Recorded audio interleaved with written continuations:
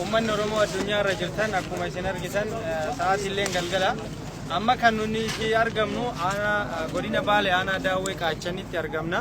Buqqaatota ganda aanaa Daawwee Qaachanii irra jiranii nuti immoo waldaa dubartoota aanolee fi sochii qeerroo Baalee waliin ta'uun midhaan nyaataa qoricha addibatuun biyya Kaanadaa irraa fidanii dhufan akkasuma uffata buqqaatota kanaaf ta'u jenne makiinaa tokko qabanne buqqaan kun bakkee lamarra waan jiruuf hanga tokko asii fuunee kaafee immoo bakkee sanii fuusuuf ta'aa jirra.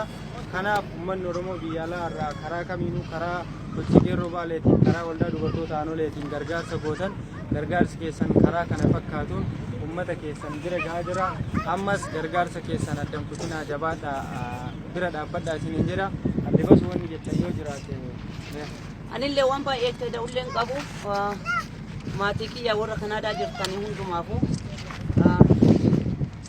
challenge yoo ta'e waan kana as geessuun challenge baay'ee yoo ta'e rabbi nu gargaaree tokkoffaa rafaatiin baay'ee galaaffachuun barbaada. Kuni effortiisaatiin ta'ee effortiisaa ta'uu baatee dhufee asitti iddoo kanatti amma argamuu hin danda'u. Hin beektanii warri Kanaadaa jirtanii amma guyyaa adhaaniin waan kana asitti ga'aaru akka biyya lakkoofsa biyya keenyaatti 28 na fakkaata. Yaa galli kiyyallee akka dhiyaateeru hin beektanii garuu challenge magara garaatiin nu qabatee as ga'uu dadhabne faayinaalii as geenyeerra waaqaaf haa galatuuf gammadee jira. Baay'ee gammachuu guddaan na dhaga'ama. Akka isaa itti arge kanallee onneen kiyya baay'ee na dhoote. As ga'uu kiyyaaf isaa arguu kiyyaaf gammachuu guddaa baay'ee na dhaga'ama. Waan galee hojjannu walumaan hin goona.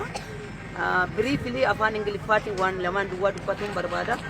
I wanted to thank you, my sister Penny, who helped me with all this stuff to be packed. And finally, I am on site.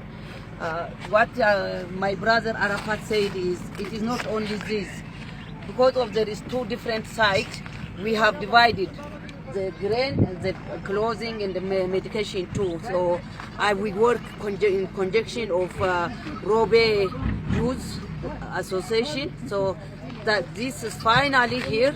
It takes me a lot of time, it takes me a lot of effort, but finally it is here.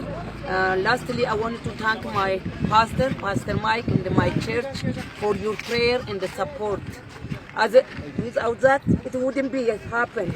As you see, these people live in this kind of condition. This is a condition they live in. I am sure it is not going to be my last trip here. With your support and the prayer, I will be back to this time in the good people.